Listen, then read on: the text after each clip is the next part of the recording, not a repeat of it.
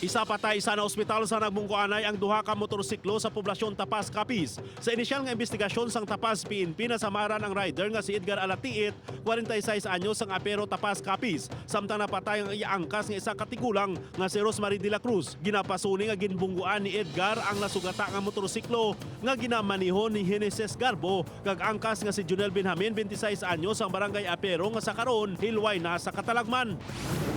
Duha na dakpan sa ginkasa nga drug bypass operation sa PDEA Cabarotac Nuevo Police sa barangay Ilawod Poblasyon. Ginkilala ang mga nadakpan kanday Roclem Anthony Gonzales, 19 anyos, kag Ruben Fiscal, 21 anyos. Na-recover sa ila ang kapinapulo ka gramos ang dried marijuana kag pila ka illegal drugs paraphernalia.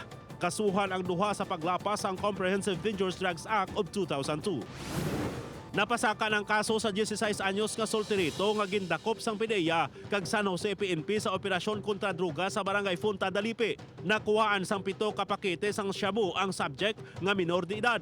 Apisan nga ginkasuhan na sa paglapas sa Republic Act 9165, wala na preso ang solterito kag yara ginpaidalom sa custody sang MSWDO samtang ginahulat pa ang mangin disposisyon sang korte sa kaso nga iya ginapangatubang.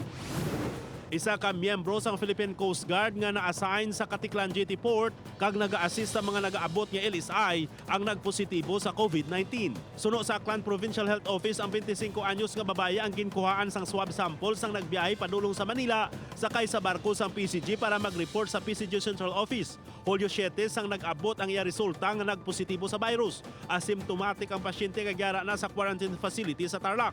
Ginkuhaan naman sang swab sample ang 20 ka miyembro sang Philippine Coast Guard Katiklan nga naka-close contact sa pasyente. May mga ginpang-augment man nga personnel samtang naka-quarantine ang mga ini kag nagahulat sang resulta.